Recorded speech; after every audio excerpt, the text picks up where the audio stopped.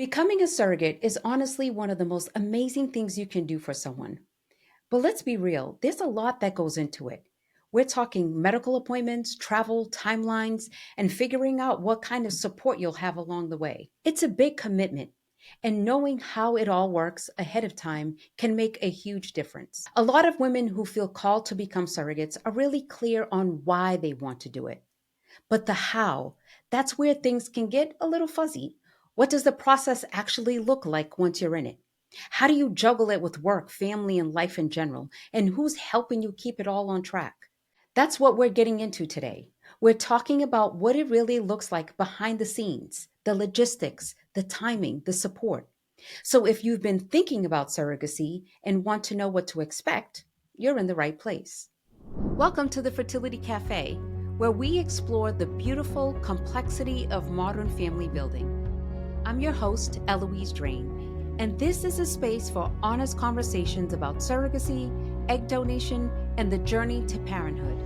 With expert insights and real stories, we're here to guide you through the medical, legal, and emotional aspects of third-party family building. We believe that love has no limits, and neither should parenthood.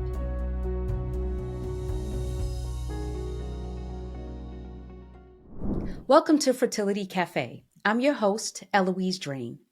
In today's episode, Surrogate Logistics, Travel, Timelines, and Support, we're diving into the practical side of surrogacy, what the journey really looks like from the start to finish. We'll break down how surrogacy works from the initial screening and matching process to medical protocols, travel expectations, and what the typical surrogacy timeline looks like. We'll also talk about the support you can count on throughout the experience because no one should feel like they're doing this alone.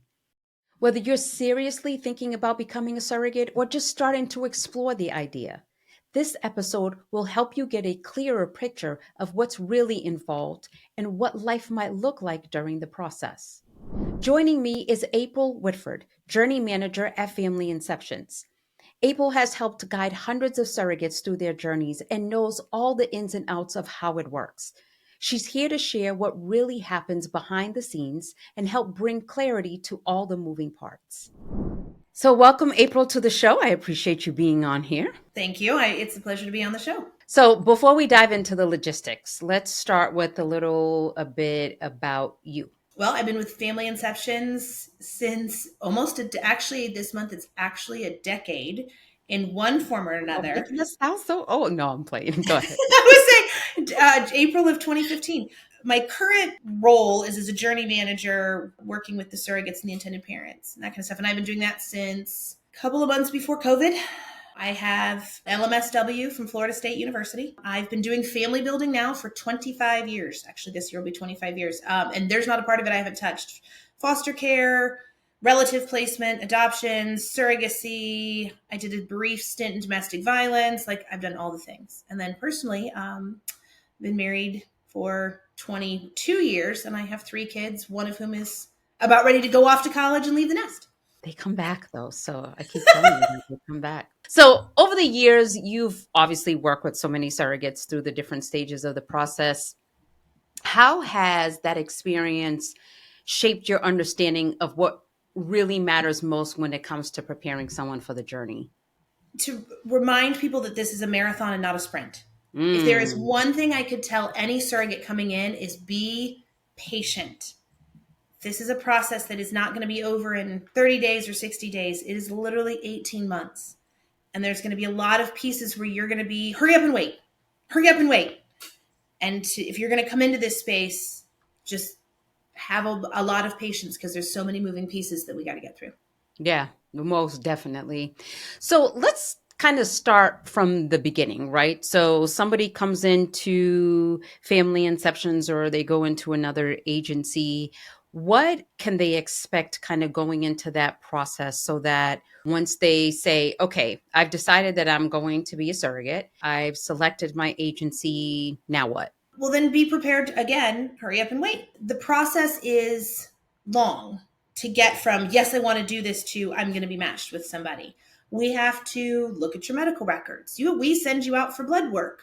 You may have to have, like in our case, you'll have a psychological evaluation with you and your partner. All of those pieces have to be done in a proper order to make sure that you are healthy enough and ready for this journey. So by the time we match, we can hit the ground running. And I would also add to that, as part of our process, that we interview the candidates to find out about them, get their background, their understanding, their lifestyle, all of the things. But as part of our process, we go ahead and we do a kind of a lifestyle evaluation with the candidates prior to them coming into our program and interview them. What happens during that process? Basically not unlike what we're doing here. We sit down and talk about every aspect of your life. In fact, I will tell surrogates when I interview them, if you were going to give me your kids for the next 10 months, you'd want to know a lot about me, wouldn't you? It's the same concept. I want to know, what's your relationship like with your husband? What's your relationship like with your friends? Who's going to be the person you call at 3 a.m. if you need somebody to watch for your kids? What does your job think about all of this? Are they going to be able to let you go to appointments?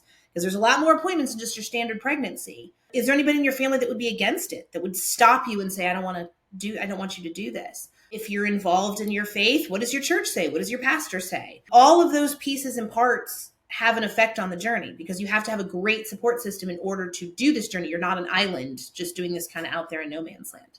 Okay, so we've gone through this interview, we've completed the psych eval, we've done the insurance verification, we're all set, we're ready to go, and then it should be matching, right? We should be jumping right into the matching process. The first thing we do is we sit back and we look at your application. We look at all the things that are important to you in this match. What kind of person do you want to be matched to? Or do you have a preference? What are your preferences on, if you want to have a midwife? Do you want to have an OB? And we get into some delicate subjects too, like termination. Like, what would happen if something happens, it goes wrong with the baby? Or what do you want to have happen if something happens with your own life? What happens if you get pregnant with twins? We look at all those pieces and parts, down to, do you want to text with your intended parents once a week, or would you rather just see them at various appointments and that's the end of it? Do you want to be besties when the journey is over, or you want somebody who's like, hey, thanks for the baby and we're out? All of that has to do with matching. There was a commercial back in the early 2000s, that it was a dating commercial. It was, this guy was like, we match you based on 14 points of compatibility. And he was very used car salesman, but it's an actual thing. Like, we do this. We look at all these pieces and we talk about it and we talk about it and we talk about it and we talk about it some more. And then we land on one person for you. We think, okay, this is going to be your intended parents. They line up with everything you want. Everything looks great. We show you their profile. And then you get to read all about them. You get a letter from them, pictures about them, everything that has to do with. And if you like them, then we send all of that vetting we've done, all the medical records we've pulled, your application, that psych eval, all those things, we send them to your clinic. Because it's not just them approving you or us approving you. There's a whole other set of medical professionals that have to approve you. And we do that in advance of matching to make sure that when we get to match, we're ready to go. Nobody wants to be heartbroken at match to realize that somehow that clinic's not going to work with you or something's not going to go right. And then we wait 2 and 3 weeks and the clinic comes back and says, yep, we'll work with her. And then we send the intended parents your profile with your letter and your pictures and this huge 400 question application that you do. And then if everything looks right, we sit down and have a match call, which will be the most awkward first date you've ever been on. But I'm there for you, and I will walk you through all the pieces and parts. Well, you're essentially looking at somebody saying, I'm going to carry a baby for you. I've never met you before. All I know about you is what I've gotten off of 15 pieces of paper.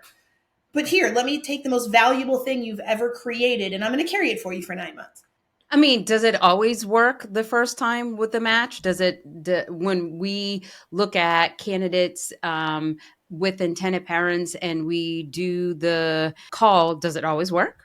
Well, if I can brag on us a little bit, 98% of the time it has. I've only ever had 2 matches in 6 years that did not fly after the match call. And let's talk about why it's important that we do this lengthy process with making sure that the surrogate and the parents, that it's a good fit. It's viably going to be one of the most intimate journeys you'll ever be on, just like your marriage, your relationship with your children.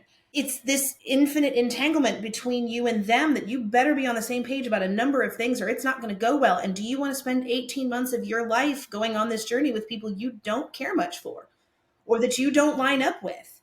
Or worse, they may ask you to do something that you're not comfortable doing. It's not just, oh, this surrogate's ready, this set of intended parents is waiting, let's push them together and make this match. It's important to put that together in the right way to make sure that those 18 months are as smooth as we can be. That if there is a hiccup or a speed bump or something worse, we have all the pieces and parts in place that everybody's going on the same page. Everybody's already kind of predetermined what will happen if we hit those various speed bumps. And that makes things a lot better for the surrogate, for the intended parents, for me as the journey manager, all the things. And ultimately the baby too, because the whole point is to be able to have someone who is as healthy as possible to give that baby the best chance of being in a healthy environment and coming out healthy and whole. We all know now, like there's all these studies coming out about what stress does to the body and what stress can do to a pregnancy. And if you're in a good relationship with your intended parents, that's one less stress you have to worry about. Yep. Absolutely. So once someone is matched, how long does it usually take to get to the embryo transfer? Because, everybody is just like, yeah, we're matched. Let's go. There's a few pieces and parts that you have to kind of get through because a lot of it are like, okay, we're matched. When do I start meds? Roughly 90 days from now. My goal is always match to delivery in roughly 12 to 15 months. We do want to push it through fast. We don't want to lollygag around. But I would say healthily 90 to 120 days from the day you match to embryo transfer. And that's all things being equal. Clinics are ready to go to do medical screening. The attorneys are on point. The minute we get legal clearance, we're ready to start meds, all of those pieces and parts. But I would say healthy 90 to 120 days. So what kind of things can slow down the process? Your period. We have a medical screening centers around a woman's cycle. So if we match you and you're like, hey, I'm on day 6 of my period, we got a whole month to get through day 1 for your next one. If a clinic says, hey, we want her to come to us versus being able to do it local. Attorneys, they go on vacation. They have their lives. They do those things too. And attorneys that work in this field are so specialized that there may only be 1 or 2 attorneys per state. So then they're handling all of those state surrogates and all of those states' intended parents, along with birth orders that come after you're pregnant. That's a whole nother piece of the equation that comes after the transfer and after the pregnancy started. So you've got to wait on them to sit down, look at pieces and parts, that kind of stuff. Then people don't think about, like, today I solved a problem with a surrogate who didn't get her medication because there was horrific thunderstorms and floods where she lives. Well, then we had to rally and find her meds in another place. Sometimes those can slow things down. So Mother Nature can slow things down if she feels like it. Mm-hmm. Obviously you alluded to the whole travel. What travel might be involved during, the stage, and how does it normally get handled? Who pays for it? Who makes the arrangements? All of those specifics. So you'll travel at least once. No matter what, you have to go to the clinic to do the embryo transfer. It's easier for me to move a person than it is for me to move an embryo. So I can put you on a plane without too much of a problem and send you to the clinic. Some clinics require you to go twice. So once for a medical screening to make sure that you're healthy enough on the inside to do this. And then again for the transfer. Other clinics, it's just for the transfer. They'll let you do your screening locally. And that is clinic specific. So if I have somebody who calls me and says, hey, I only want to match with a clinic that will only make me travel once, that's a thing, but then it excludes some clinics. As far as travel goes, your journey manager should be your everything, including your travel agent. So when I have a surrogate that says, okay, I'm going to travel from Charleston, South Carolina to Atlanta, Georgia, and I'd like to fly. I make your flight arrangements. I make your hotel reservations. I set you up on an Uber, and then I pay for it all up front so you're not waiting to be reimbursed, which I don't know about. Again, I'm partial to Family Inceptions for obvious reasons, but I take care of all of that for you. I even send you cash ahead of time for your food. So you don't even have to worry about submitting receipts like, oh, I ate at, Joe Schmo's diner and I have this receipt for $21. How do I get reimbursed? Oh no, I've sent you cash ahead of time. Make sure you can eat while you're there. So we take care of all of that for you. We'll take care of everything, including your food. All you have to do is show up at the airport, get on that plane, go to the transfer, and come home. Mm-hmm. Or potentially screening and transfer, but either way, whether it's the screening or whether it's the transfer, all of that is happening, even if it has to happen multiple times, because unfortunately, doesn't always mean that the first embryo attempt is always going to work, right? And sometimes you have to go back a second time and possibly a third. But for the most part, we like to live in the whole, it's going to work on the first time. Yes.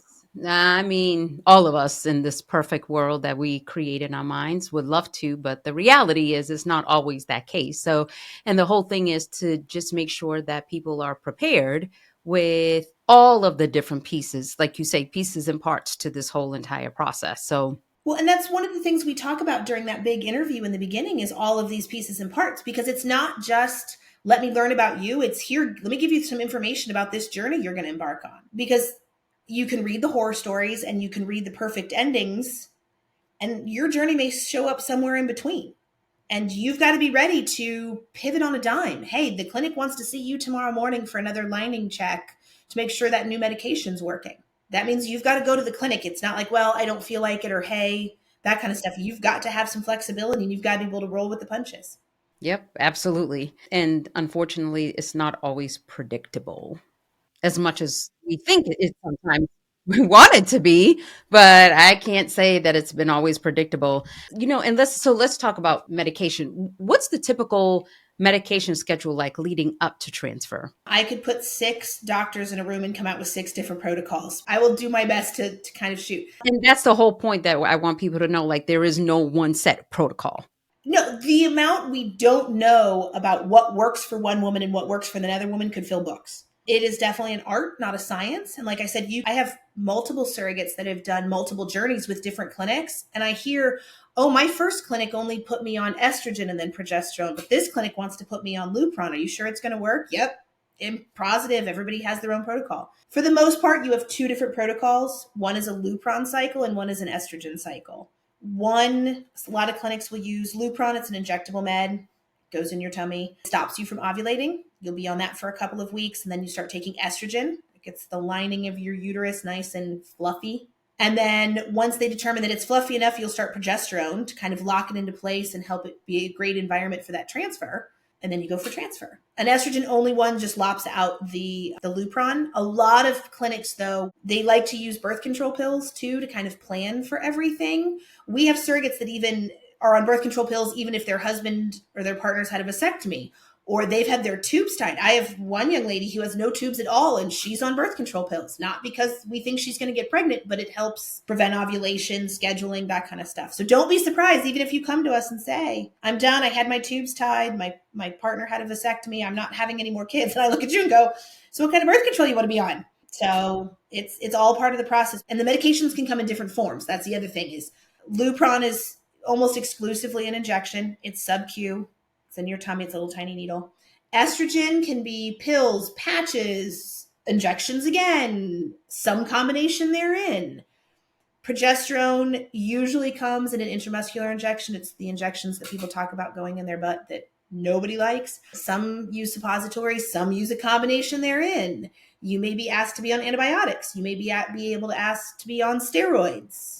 And if that doesn't work, you may have to, if that doesn't work for a first transfer, they may put you on a trigger shot, help you ovulate, and then start on the meds all over again. There's no one set protocol, but it could be some combination therein. To be all rapidly confusing about the whole process, there may not be one. Just expect all of it. Yeah, exactly. What's one logistical aspect of surrogacy that often gets overlooked or catches people off guard? The amount of appointments that you have to just to get ready for the embryo transfer and then afterwards. Why do they need to go look in my uterus every 38 hours?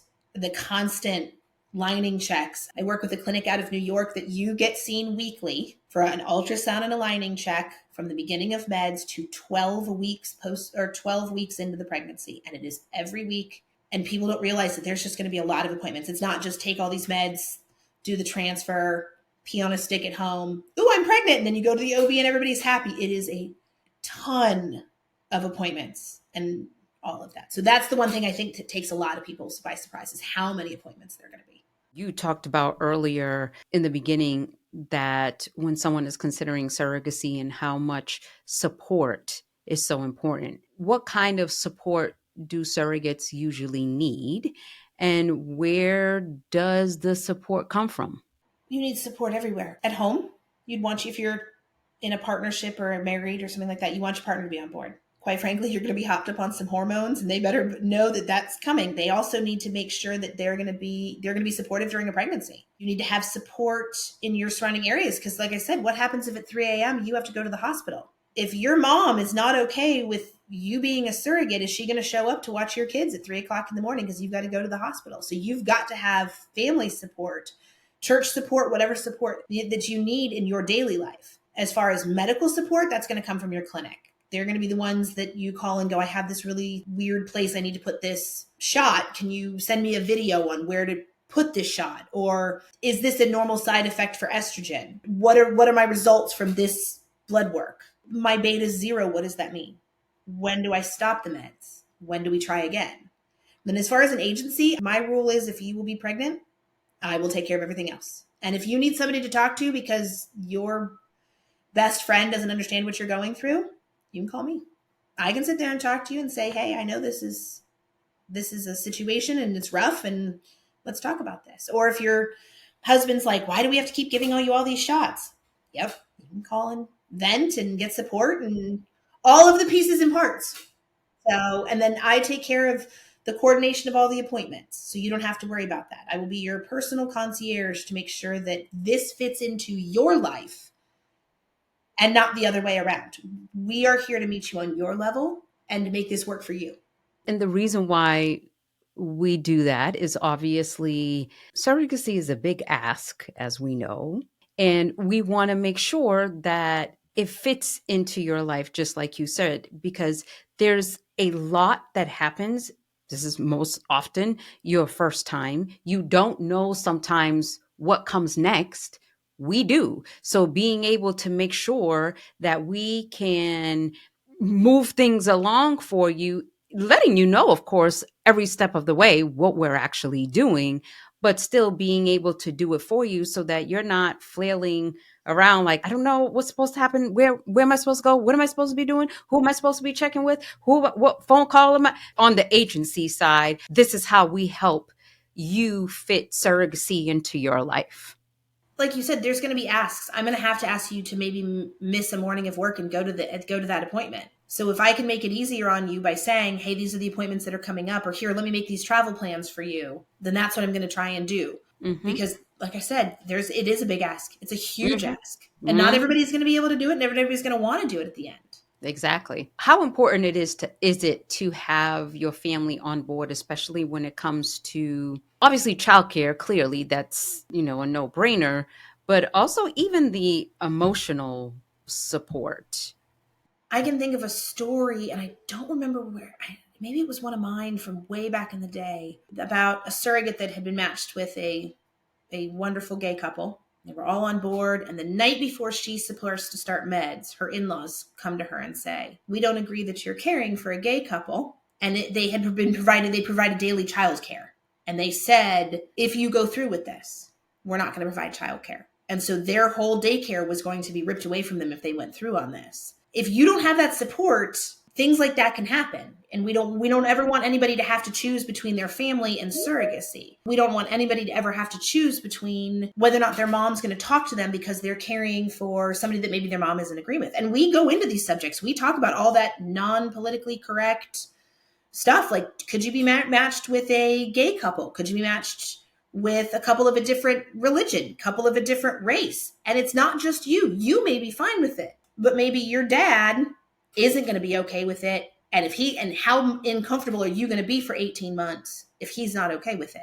Yeah, I remember that from very early in my career, that there was a whole match that broke apart based on somebody not having an extended family that was on board. So we asked about that. We're going to ask, how's your mother-in-law going to feel about this? Yep, absolutely. Mm-hmm. What are some ways surrogates can help prepare their partners and kids and family for the journey? Just be transparent. Talk about it all the time. Say, hey, talk to me about what your issues are. For kids, there's actually kids books out there now that you can read to your kids about being a surrogate. So that's pretty cool. But as far as the adults in your life, keep talking about it. Have them welcome their questions. Introduce them to things like the podcast and all the literature that's out there. The number one thing I hear a lot is from a surrogate's mother, where they look up and go, are you sure you want to put your health on the line? You sure you want to do this? Are you sure you want to do this? And I've had surrogates look up and go, you were totally fine if I was having your grandchildren, but I want to go through pregnancy for somebody else. And now you're like, have you thought about the health issues? Do your research. Show them the research you've done, but keep those conversations going. Don't just Hey, I One think and I'm going to done. be a surrogate. Pass the mashed potatoes, and that's where the conversation ends. Because then you're going to get into sticky places in the journey. Oh, yeah. And speaking of having conversations and continuing to have conversations, what about conversations with an employer about being a surrogate and what impact that's going to have on their job? That's one of the first things we always ask is how flexible is your job? I mean, like, are they going to be okay that you're taking off several mornings for appointments? Are they going to be okay if you have to travel for 3 days and you don't know until the week before? They going to be, or is your job covered if you have to take a maternity leave and it's not your baby? There's different rules because it's not your baby you're delivering. So is your employer going to be okay with that? Are they going to be flexible? Even down to logistics, does your employer offer a short-term disability plan that would cover surrogacy? So like when you go out on maternity leave, are your wages covered? Now, yes, we cover them, but are you going to have a job there? Are you going to have to take FMLA? You need to have those conversations with your employer because nobody wants to find themselves unemployed at 6 months pregnant. Yeah, that would be a significant issue. Yeah, that kind of would be. And it's not that it's ever happened, but we have found ourselves in waters with employers that are not okay with the fact that they're surrogates and the surrogates are hearing about it at work. Oh, Mm. well, that's not your baby. So I guess you're going to have to take another appointment. That makes for a really uncomfortable work life. And Hmm. you need to make sure your employer's on board. So we ask those questions. So your employer going to be okay with the flexibility?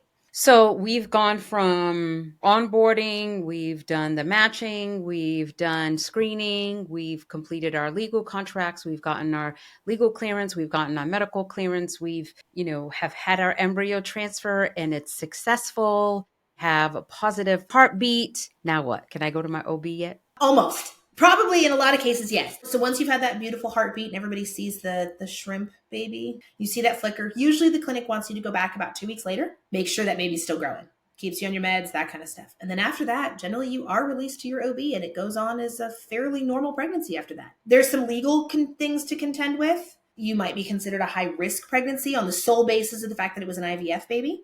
Every OB is going to be different on how they treat your pregnancy. Once you'll even get an email that says, hey, congratulations, you're 8 weeks pregnant. You've graduated from the clinic. Here's your last day of meds and go and be. And we release you to your OB. Are they still taking meds even though they're released to OBs? Mm-hmm. Usually till 8. Some clinics are 9 weeks. Some clinics are 10. Some clinics are 12. Again, as many REs as there are med cycles, there are as many REs that will tell you when to stop meds. Some will stop you cold turkey. Some take you down and wean you off. But yeah, usually about the end of the first trimester, you're off of med. So what can they expect when they go to their first appointment for their OB visit? Probably the same as they would in their normal pregnancies, like a pregnancy that occurred out in the wild. Family history, you may have the intended parents be on FaceTime or visible. They may do an ultrasound for their own records to as a starting point. Usually they'll do more blood work, make sure that you're not anemic. They may do NIPT testing at this point, prenatal testing, but basically what you would have at a typical pregnancy out in the wild. What's different is that instead of saying, oh, this child was conceived, this is my last menstrual period, it's my husband and I's genetics or my partner and I's genetics, or, this is our genetics. This is the intended parent's genetics. You may be 20 years old or 30 years old and have a geriatric pregnancy because the embryo was from a 40-year-old woman and a 41-year-old man. And because the embryo is from a geriatric, quote unquote, in that world, person, it may be deemed a geriatric pregnancy solely because of the embryo quality. The OB may put you through more testing or less testing, depending on the quality of the embryo. Some tender parents like to be there for every visit. There are some that will just be on video. There's some that may not be able to be there at all, and they're just going to wait for you to give them an update. What about paperwork and records and things like that? Well, one, you're not carrying your own baby, so you're going to have to sign some releases for some people. One, the agency, because I'm going to follow along, want to make sure that if there is anything coming down the pike, we see about it, and we can put mental health therapy in place. Is there something wrong with the baby? Something wrong with the surrogate? But you're also going to want to sign releases so the intended parents can call in and ask the OB about what's happening with their baby. Because yes, it's your body, it's their baby, so there's going to be two separate people involved. It's your body, their genetics, their baby. They're going to want to know. And maybe your blood pressure is a little high. Okay, you ran in from the car, whatever, and the intended mother wants to have a conversation with the OB about that. You need to sign a release to make sure that your intended parent can talk to the OB about how Pat looks during the pregnancy, if there's any issues. Maybe the NIPT test comes back and one of the values is off. The intended parents may have questions. You're going to they're going to want to talk to your providers as well. What about being able to work with my OB that delivered my kids versus do I have to work with an OB that the intended parent selected? No, you can work with your own OB. At least we allow for it. You can generally work with your own OB only without getting into weird insurance waters. 90% of the time you can work with your own OB and deliver at the hospital that you're used to be delivering at. Like I said, there's some differences in there, but for the most part, you work with your providers, the people you're comfortable with. So let's talk about what kind of insurance they get, how insurance actually works, because obviously we get a lot of people from with all kinds of different insurance to no insurance at all. So how does that actually work? If you come and say, hey, I have insurance, we're going to verify that your insurance is good for surrogacy, because not all insurance will cover a surrogacy pregnancy. Again, subrogation and liens, if it's not going to cover, we need to know about that. If your insurance isn't going to cover it, or you don't have insurance, or you're on Medicaid, or you have a child on Medicaid, so you get Medicaid by proxy, we need to find another plan for you. You can't have a pregnancy and not be insured. That's like a no-go. We may find you an ACA plan. We may get you a specialty plan. We may find another way to make sure that you have health insurance coverage for a pregnancy, because we know that is one of the primary ways that people have healthy pregnancies, is if they have the ability to go to the doctor and go access that care. And that comes in the States through health insurance. What about protective policies? When you sign on to be a surrogate, because it is a health risk, we also get you a life insurance policy, an accidental death that covers you right now. I think it's up to $750,000. So if you die as a result of this pregnancy, your spouse, your partner, your estate get $750,000. It also covers if you end up having to have a hysterectomy. It will cover if you become permanently disabled. It covers if you have an allergic reaction to your meds and end up in the hospital and need somebody to cover those medical bills. So we put a lot of protective policies in place to make sure that if something goes wrong, we can at least account financially for it. And that's a part of every surrogacy journey from the beginning, is to make sure that the surrogate, because she's the one putting her health on the line, is also covered. Absolutely. So we're released to the OB, pregnancy is going well, but I want to make sure that once I have these babies or this baby, that they're not coming home with me. Sometime around the end of the first trimester, between the end of the first trimester and the anatomy ultrasound, we start another legal process. We reach out to the attorney in the state, usually it's the surrogate's attorney, and say, okay, we need to start a parentage action. And basically, to boil it all down, it legally says that when that baby is born, it's not yours, it's the intended parents. And it tells the hospital in vital records, this is their baby, not mine, and I'm not taking it home with me. It's a very involved process. We have to get affidavits from everybody. It takes months to put together, to boil down to not my baby, theirs. Yeah. And you do, obviously, you and your partner, if you're married, are definitely involved. You have to sign paperwork. You have to kind of follow along, because you can't just not do your part. You have to do your part on this, and in a timely fashion. Mm-hmm. So you don't want to not, or just allow it to just sit there when you feel like it. Oh no, that's a lot of my follow-up is like, hey, did you get that piece of paper? I'm a notary in South Carolina. I've actually driven to surrogates' houses and notarized paperwork to make sure it gets done and I can bring it back. All full service over here. But I've set up with electronic notaries so I can pin them down and say, you've reviewed this, you notarized it on this date. We can make sure it gets done, because any lapse in that paperwork, and you run the risk of the hospital telling you that's your baby. Mm-hmm. And then there's a whole slew of other problems that can happen. Yeah. And we don't want to walk those problems down. So, no. And now, okay, so we've done the parentage orders, we've gotten all that, and we're now into our third trimester. Any birth plans and preparation things that we need to be doing? Yeah, we got to tell the hospital that there's going to be a whole other family involved in this. Again, this is not the surrogate's baby. And we need to make sure that the intended parents can be present. So generally around 32 to 34 weeks of pregnancy, I start calling the hospital. Hey, by the way, this is a surrogacy journey. This is not a routine, she's going home with the baby. We need to make sure where the baby bands, the electronic bracelets go. That doesn't need to be on the surrogate and the baby. That needs to be on the intended parents and the baby. The intended parents need to be able to stay with their baby. They need to be able to have a room, because that surrogate and that baby are no longer connected. The minute that baby takes its first breath, It's no different than if I tried to put my kids in a room with you. The HIPAA laws, again, those babies are divided. We want to make sure that the intended parents are treated with the respect as well, that they are the parents. We run afoul a lot of hospitals who will, oh, it's an adoption. No, it's not an adoption. This is their child. This is their biological child. It happened to be with somebody else for gestation, but this is their biological child. They need to be treated as such. Mm-hmm. What about for how the birth goes? Who has the say?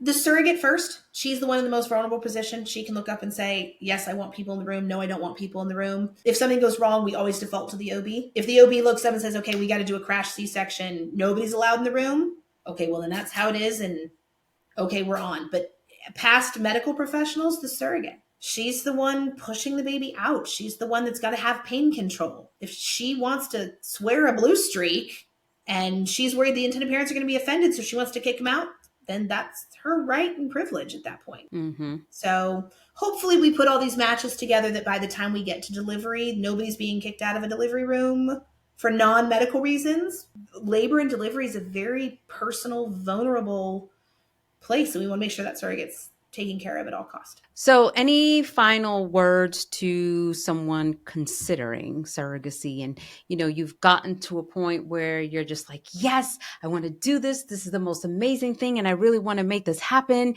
And then all of these middle pieces and, okay, now I'm ready.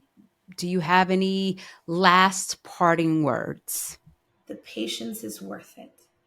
If you can have the patience to get through it, the end result is phenomenal. I have gone to 2 deliveries, and it was by far probably one of the most amazing situations I've ever seen. If you can hang on through the boring and the hurry up and wait and all the meds and did the attorney get back to you? Is the clinic going to do this?